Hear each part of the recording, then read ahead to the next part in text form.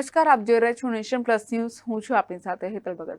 નાયરોબીમાં શ્રી સ્વામિનારાયણ મંદિર ખાતે ચાતુર્માસ પ્રારંભે પૂજનીય સંતો અને હરિભક્તોએ વિશેષ નિયમો ધારણ કર્યા હતા.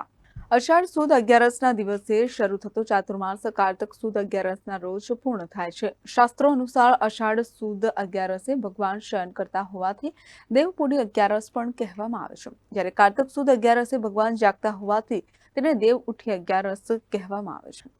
આ 4 મહિના દરમિયાન ભગવાન પોડી જતા હોવાથી ખાસ કરીને કોઈ માંગલિક કાર્યો કરવામાં આવતા નથી.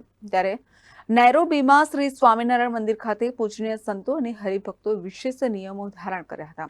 શ્રી સ્વામિનારાયણ ભગવાને શિક્ષાપત્રીના 76, 77 અને 78માં જણાવ્યું છે કે ચાતુર્માસમાં ભક્તોએ વિશેષ નિયમ ધારણ કરવા જોઈએ અને જે અસમર્થ હોય તેમણે શ્રાવણ માસમાં તો અવશ્ય વિશેષ નિયમો ધારણ કરવા જોઈએ.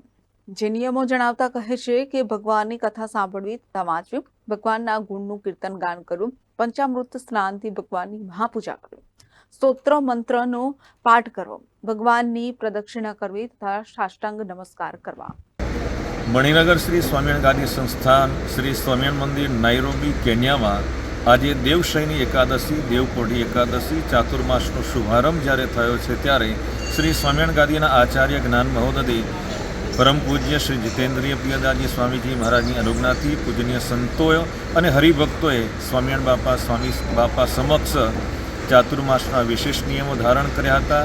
શિક્ષાપત્રીમાં શ્રી સ્વામિનારાયણ ભગવાને 76, 77 અને 78 આ શ્લોકમાં જે આજ્ઞા કરી છે તદ અનુસાર પૂજનીય સંતોએ બહુ મોટી સંખ્યામાં હરિભક્તોએ સાથે મળી અને ચાતુર્માસના વિશેષ નિયમો ધારણ કરી ભગવાનની પરમ પ્રસન્નતા પ્રાપ્ત થાય તે માટે નિયમો લીધા હતા. જય Swaminarayan. Report nation plus news. સમાચારોના સતત અપડેટ મેળવવા માટે અમારી નેશન પ્લસ ન્યૂઝની યુટ્યુબ ચેનલને સબસ્ક્રાઇબ કરો, બેલ આઇકન દબાવો અને જોડાયેલા રહો ફેસબુક, ઇન્સ્ટાગ્રામ અને ટ્વિટર પર.